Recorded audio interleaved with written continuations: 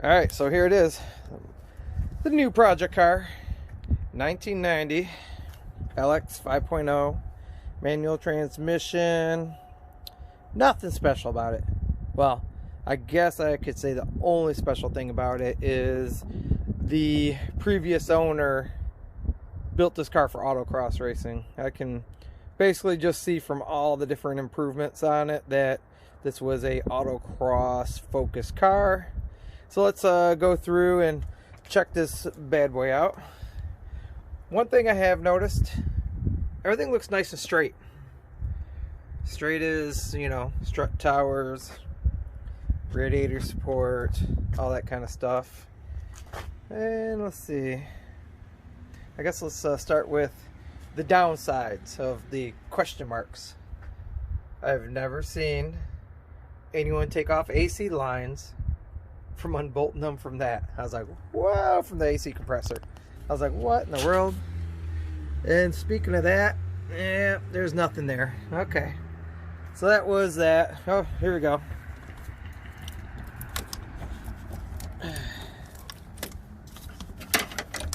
There's my cruise control.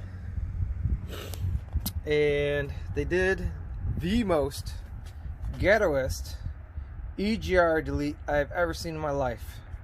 So they do have the spacer in there, which these gaskets don't even look right. I don't know if they're factory but not rotated right or whatever. But when I went to go listen to the car run, he was trying to do something back here, and I was like, hey, you gotta press on the bottom of the throttle linkage to, you know, get it to go. And I kind of pressed on it. He's like, oh, I always do it back here. And I'm like, there's supposed to be 2 bolts in there, buddy. So yeah, definitely got to jump into that. Got the smog delete set up, some underdrive pulleys, some freaking, I don't know, flex fan beast from hell. Ford Racing, I think these might be 9mm plugs if I remember right. Definitely the heavy duty hoses, some funky air filter, and I believe they said that he was going to go and do the relocation of the TFI module over here, because he said he burnt up 2 of them. I have honestly only had one go bad in my whole life, and that was partly because I had a really stuck distributor, and I just pressed a little bit too hard on the module, and it eventually went bad. So let's keep going. So we got a adjustable clutch cable here. You know, good thing, good thing. And then this cable's so new that they just let it rest up on the header. Oh my gosh, people. Coil, looks like new coil. So I think he might have did new distributor, new wires, new coil. So that's it. That's about the highlights of the engine bay so far, because I really can't get down there and show you guys the heavy duty sway bar, but it is down there. So let's pause the engine bay and go to the other parts of the car.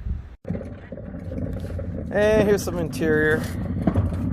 Somewhat rough interior, but actually, after spending 2 weeks looking at interiors online, this actually isn't that bad, which is kind of funny in its sense, because I either have super high standards or a lot of these interiors are just blown out. But I'll tell you what, this car, I already got 2 door handles ordered and some headlights. Yeah, just, you know, honestly, if I was gonna sell a car, you would not have all this stuff everywhere. It's just crazy. It's just not the way I roll. But I mean, there's like freaking just everything in here. I even got a free pair of safety glasses. And spotted some really nastiness down here. Where's it at? Right there. There's a pair of women's underwear. Oh, the fun just continues. But let me clean out some of this stuff. Even though it's 30 degrees out today, as you guys know, I have no room in the shop. So this is all the nuts, bolts, chains, and everything I've cleaned up so far. Oh boy.